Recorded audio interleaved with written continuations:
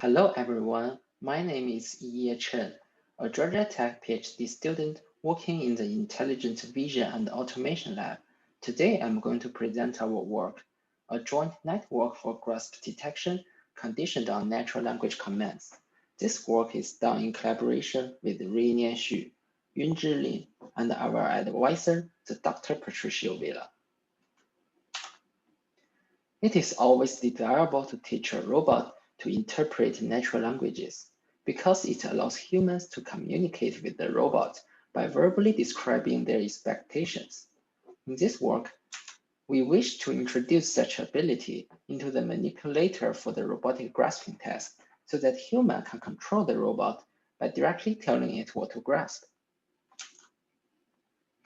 More formally, we want to build a model F that takes in an RGB visual input and a textual command query and outputs a desired grasping configuration like the red bounding box in the figure. We are limiting the scope of the research to the top-down grasp detection using gripper with two parallel plates, and the red edges here denotes the position of those plates. Numerically, the grasp configuration can be represented as a five-dimensional vector, denoting the center coordinates, the orientation angle, and the sizes of the grasp bounding box.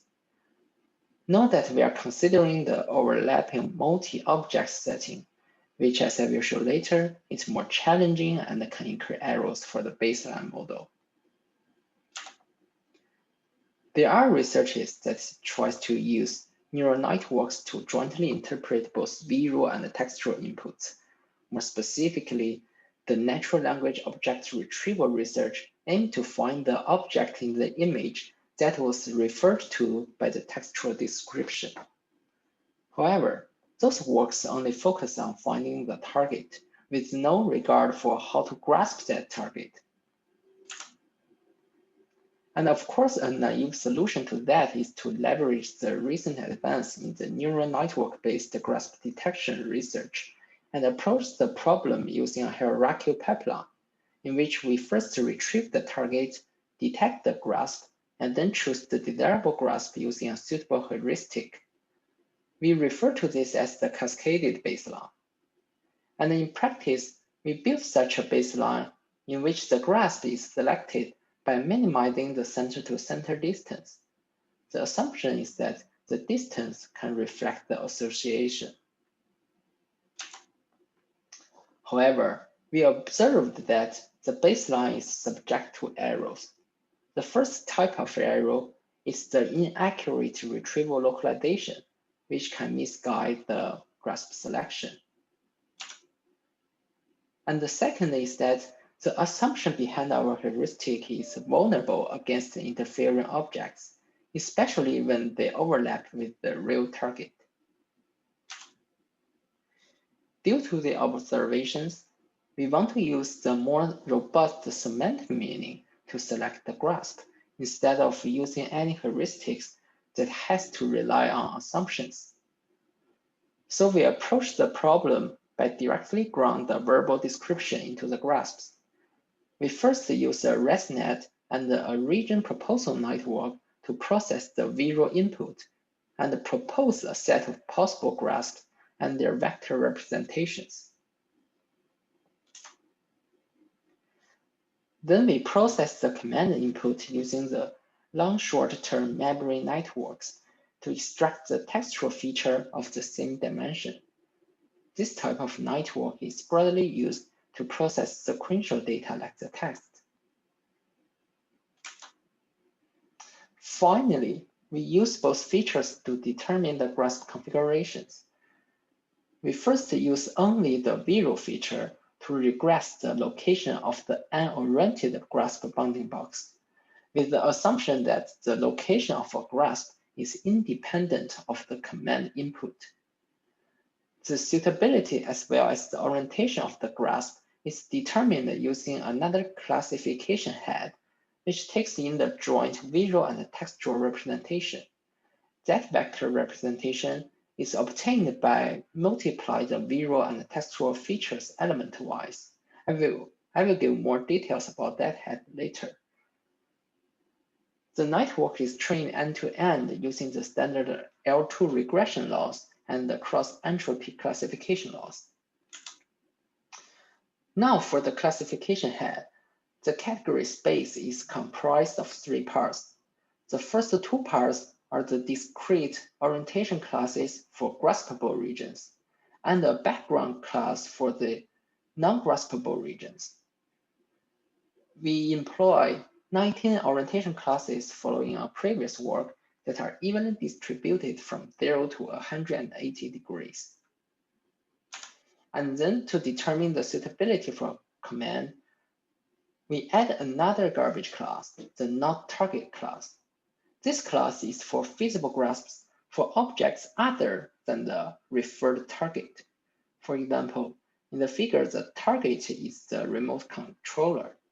So the grasp for the pen is classified as not target. The computation between the orientation classes and the 2 garbage classes determines either to discard that grasp candidate or to keep it and calculate its orientation. And that process needs no threshold hyperparameter. To train the described model, we need a training dataset with the corresponding image, command, and the grasp configurations triples. So we leverage the VMRD dataset, which has associated image, grasps, and object labels instead of command. And we generate the commands by parsing a set of predefined templates using the object labels. We adopt the 11 templates from previous works, based on which we augment the template set using a commercial paraphraser called Quillbot. It helps us to generate 123 more diverse and complicated templates.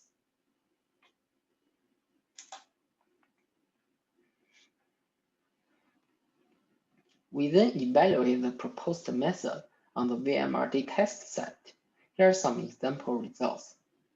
You can see for all those failed test cases of the cascaded baseline, which is on the second column, our model in the first column can obtain the correct results.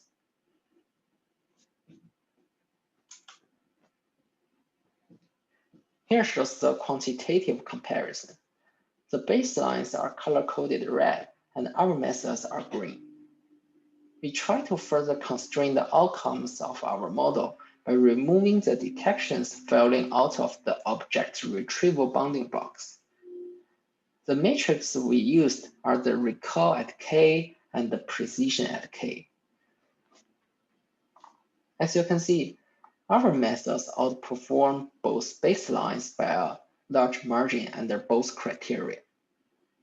And incorporating retrieval results can further improve the precision but decrease the recall, meaning that it can remove false positives, but at the cost of removing also some true positives.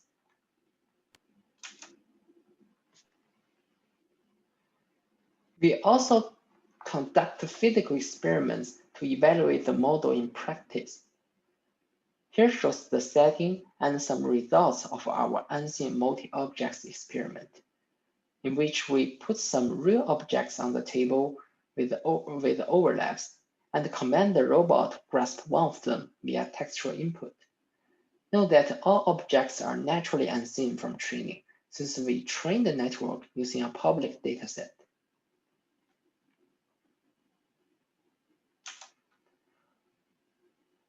We command the robot to grasp each object for 10 times, and we count the success rate for each stages, the object retrieval, the grasp detection, and the execution stage. In addition to the cascaded baseline, we also compared against an upper bound research, whose task is easier since they directly feed the object label as the input instead of having to interpret commands. As you can see, our model again outperforms the cascaded baseline and is closer to the upper bound. We also carry out a voice command handover experiment to show the application value of the work. In the video, the operator is verbally delivering the commands, and we use the Google Speech Text API to translate them. Then the translated texts are fed to the robot, and the robot follows the command to grasp the target.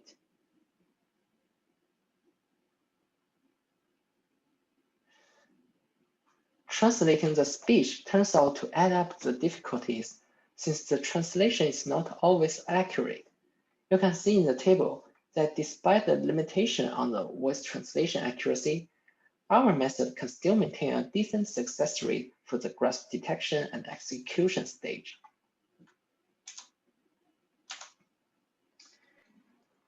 In summary, we built a joint network for commanding the robot to grasp a target object.